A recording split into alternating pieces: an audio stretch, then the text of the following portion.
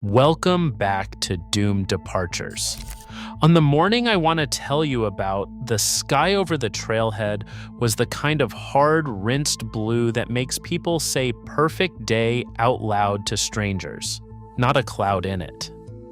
And I stood at that trailhead with a clipboard and a radar loop on my phone showing a storm cell 40 miles north over a plateau none of those hikers would ever see.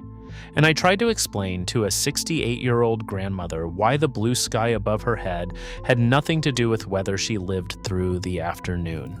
She looked at me, she looked at the sky, and she laughed. Not a mean laugh, a warm one, the kind you would want at your kitchen table. That laugh is the reason I am talking to you today, because 11 hours later I was standing in the dark at the mouth of that canyon, watching rope teams work under generator light, and the sky was still perfectly clear. Before we walk into the Narrows together, I owe you the same honest words I owe you every time. This is a dramatization. It is a composite built from the documented pattern of flash flood deaths that repeat through Slot Canyon country every monsoon season, with invented people standing in for the very real ones. The canyon is real. The water is real. The physics and the warnings and the mistakes are all real. Only the names are not. I am a ranger in the high desert of southern Utah, in that maze of sandstone between Kanab and the Arizona line where the earth is cracked open into hallways. And I need you to understand one thing before anything else. In my country, the thing that kills people is not the heat, and it is not the falls, and it is not the wildlife. It is rain you never see, falling on ground you never stood on, arriving at the speed of a freight train in a hallway 3 feet wide. Her name, for today, is Ruth.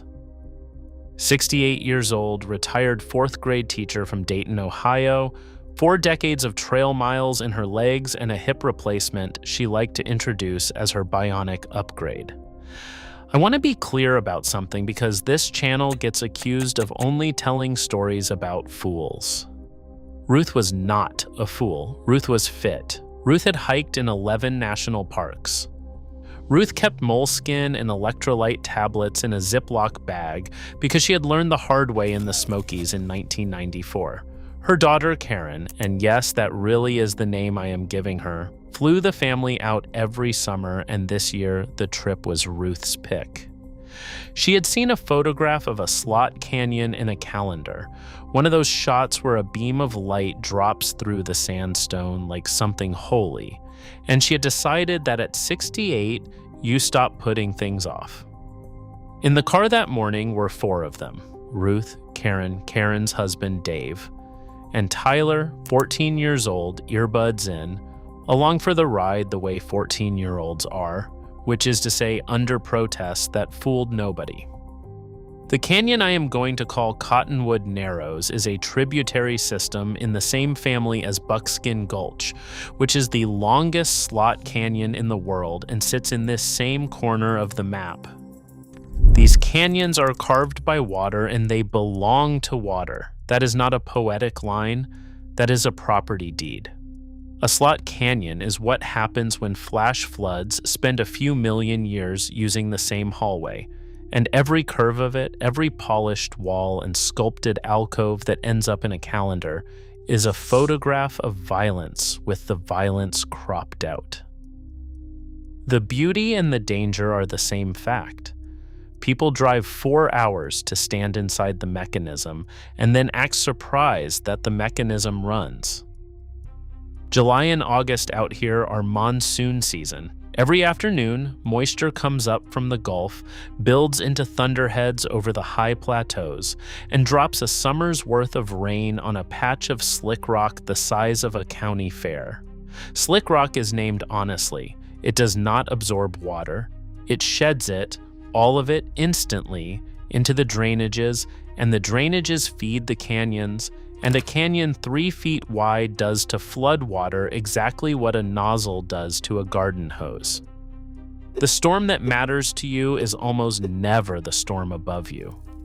On the morning Ruth laughed at me, the sky over the trailhead was flawless, and the radar loop on my phone showed a cell already dumping over the headwaters 40 miles north of the exact drainage she was about to walk into.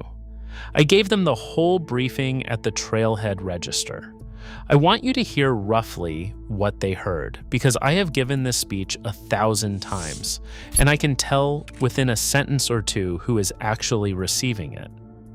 I told them there was a flash flood watch for the drainage after noon. I told them that in a slot, the flood does not come up like a bathtub.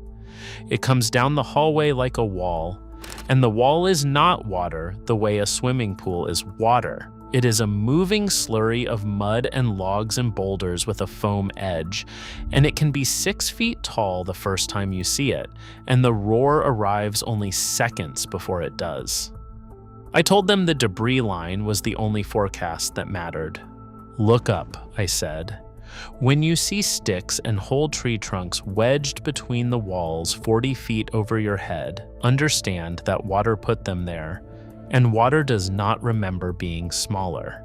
And I told them the rule that has no exceptions. If the water at your feet changes color, if clear turns cloudy, if cloudy turns to chocolate milk, you are already inside the event and you climb immediately, as high as the rock will let you.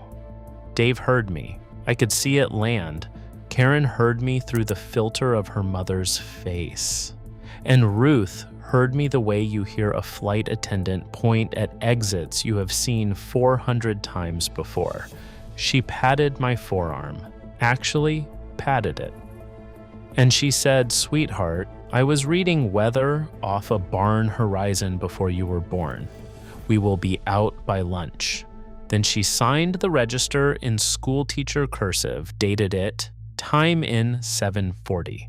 There is a box on that form for time out. I have a photograph of that page in a file I keep for training new rangers, and the timeout box is the emptiest thing I have ever looked at. The first 2 hours gave her everything the calendar promised. I have walked that canyon more times than I can count, and I will not pretend it is anything other than one of the most beautiful places on this continent. The walls close into shoulder width and rise 150 feet, sandstone the color of every sunset you have ever half remembered, cross-bedded in sweeping lines like the inside of a seashell. Sound goes strange in there, your voice comes back to you softer. At mid-morning, the light drops in shafts, and where a beam hits the floor, the sand glows like it is lit from underneath. Tyler took the earbuds out. That detail made it into the incident interviews because Karen kept returning to it. Somewhere around the second bend, the canyon did what the canyon does to every teenager, and Tyler put the phone away and started touching the walls. It was Tyler, though, who asked the question. About an hour in, he pointed up at a cottonwood trunk, a whole tree wedged horizontally between the walls, 35, maybe 40 feet above their heads, silvered by years of sun. How did that get up there? And Ruth, who had stood at my clipboard 4 hours earlier, gave the answer that still catches me in the chest. Probably fell from the rim, honey. It did not fall from the rim. It was carried. It was carried by the same hallway they were standing in, on a day with weather in it, and it was left there as the canyon's own signage, blunter and more honest than anything my agency has ever printed. That is the moment the story turns, if you are watching for it. Not the moment the water came. The moment the evidence was looked at and explained away by a woman who had been right about herself for 68 years. They stopped for lunch at a wide spot where the walls pull apart into a little cathedral, and this is where the canyon began to speak. It speaks twice if you know the language. The first word is color. The trickle of water running along the floor, which had been tea-clear all morning, went cloudy over the course of maybe 10 minutes. Not dramatic, just a faint milkiness, like someone had rinsed a paintbrush upstream. Dave noticed it and said something. Ruth dipped her fingers, rubbed them, and diagnosed it as sand kicked up by another hiking party ahead of them. There was no party ahead of them. The register that morning had 4 names on it. The second word is sound, and the canyon said it about 15 minutes later. Pebbles began to click. Little stones shifting and knocking somewhere up canyon, a sound like the world quietly clearing its throat. And under it, so low you feel it in your sternum before your ears agree, a hum. Tyler asked if that was thunder. The sky in the crack above them was blue. That is the last photograph on Karen's phone, by the way. Straight up. A ribbon of perfect blue between 2 dark walls, time-stamped 12:51. She took it because she was starting to be afraid and did not want to say so. And the sky was her evidence that everything was fine. Blue sky is not evidence. Blue sky is an alibi. What happened next happened in under 4 minutes, and I am going to walk you through it slowly, because speed is the thing nobody understands about a flash flood until they are inside one. At 12:53, the trickle at their feet turned brown.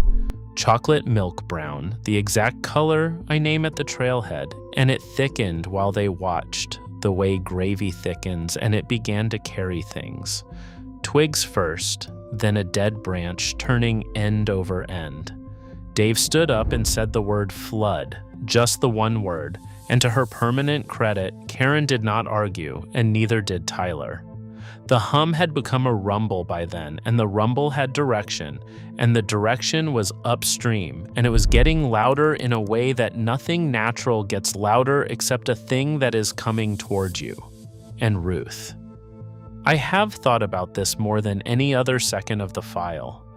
Witnesses in these events describe a pause and the investigators have a dry name for it. They call it milling behavior.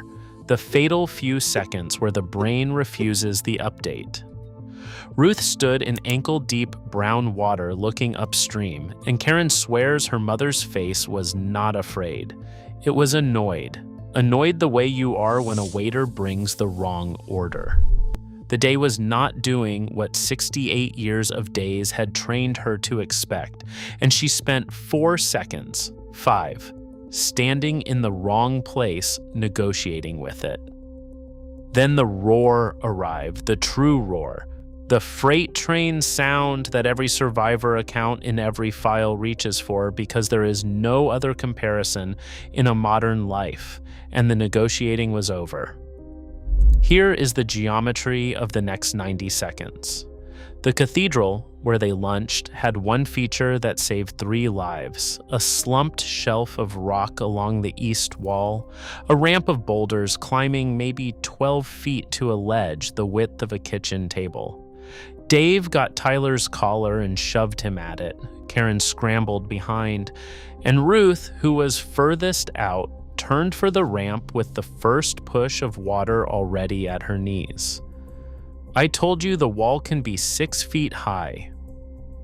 In the reconstructions at that spot, with that drainage in that cell, the surge front came through the cathedral somewhere between 5 and 7 feet, moving between 15 and 20 miles an hour, and I want to translate that for you. You cannot outrun it in a hallway.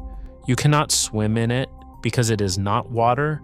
It is liquid sandpaper full of logs, and it does not float you, it recruits you.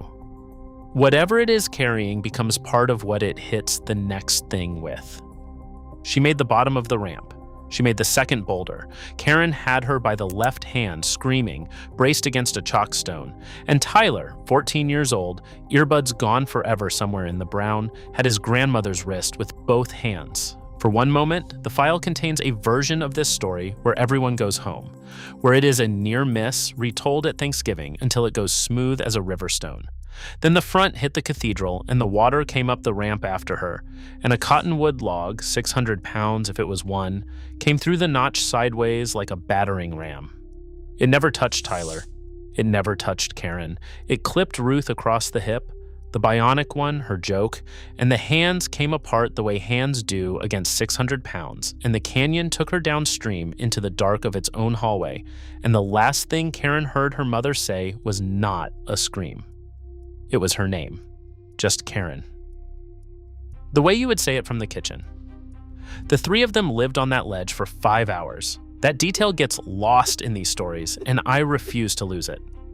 The flood did not pass like weather. It owned the canyon all afternoon, rising and slacking and rising again as cells cycled over the headwaters, and Dave held both of the others on a rock shelf the width of a kitchen table, while the hallway below them roared brown from wall to wall, 6 feet, 8 feet, carrying whole trees, and the blue ribbon of sky above stayed blue until sundown. It was a hiker from the late register, turned back at the trailhead by the closure I posted at 1 o'clock, who told us there were 4 names ahead of the closure. We flew the rim at last light. Heat signature on a ledge, 3 huddled, not 4. Search and rescue in a flooded slot is its own grim science, and I will spare you most of it. We found Ruth on the 3rd morning, a mile and a half downstream, at a log jam where the canyon widens and the water lets go of what it carried. I was on that team. I signed that form too. And I want to tell you what the medical examiner told me because it belongs in this story. She had significant injuries, but the finding was drowning, and the estimate was that the entire event for her, from the hands coming apart to the end, was likely under 2 minutes. The flood that took 3 days to give her back needed less than 2 minutes to take her. That asymmetry is the whole physics of my country, and nobody budgets for it. I sat with the family twice more, once for the interviews and once months later, because Karen wrote to me and asked to walk to the trailhead register, just the 2 of them and me. Tyler was taller already the way they get. He stood at the board where the warnings are posted and read every one of them, all the way through, like a man reading a contract, and then he asked me a question no adult has ever asked me at that board. He asked what the pebbles sounded like in other canyons, whether it was the same clicking everywhere, whether you could practice hearing it. 14 years old, and he had put his finger on the entire discipline. You can, I told him. You can practice hearing everything. That is all any ranger is, someone who practiced. He nodded and he wrote something in the register comment box before they drove off, and I am not going to tell you what it said, because some things belong to that family and not to this channel. But I will tell you that I laminated the page and that it faces outward now in the kiosk, where the people signing in can see it. The numbers on this are not a mystery. Flash floods are the leading weather killer in the desert Southwest, and slot canyons concentrate them the way a rifle barrel concentrates powder. In September of 2015, one storm cell put a flood through Keyhole Canyon in Zion and killed all 7 canyoneers inside it, all of them equipped, several of them experienced, and that same afternoon, the same weather system killed 13 more people in a town a few miles away. The water in Keyhole rose faster than a fire alarm gives you for a drill. When people ask me how big a storm has to be to close a canyon, I tell them the truth. A thunderstorm the size of a shopping mall, 40 miles away over the right rock, is a lethal event in a hallway you can touch both walls of. The sky you can see is 1% of the weather that owns your afternoon. And Ruth. I keep the register page like I told you, and I have turned her laugh over in my head for a long time, because it would be easy to file her with the mockers and the arrogant, and it would be wrong. Ruth's confidence was real confidence, built honestly over decades, in forests and mountains where weather announces itself, where clouds gather and wind shifts, and the sky gives you an hour of warnings before it opens. Every instinct she trusted was a good instinct, calibrated for a different machine. She walked into the one landscape on this continent where the danger is administered remotely, where the sentence is handed down 40 miles from the courtroom, and she did what capable people do everywhere. She checked the sky was blue. Nobody had ever told her, in a way that got past the barn horizon and the 11 national parks and the bionic hip, that here, the sky is not where the truth is kept. The truth was in a tree trunk 40 feet up a wall, and her grandson pointed straight at it, and she loved him, and she answered him, "Wrong." So here is what I want you to carry out of this canyon, and I want you to carry it in her voice, not mine. Believe the debris line over the sky. Believe the water's color over your plans and the sound of clicking pebbles over every good day you have ever had outdoors. Check the forecast for the whole drainage, not the trailhead. And when a ranger at a register tells you the hallway you are entering answers to weather in another county, do not pat our forearms. We are not predicting rain on your picnic.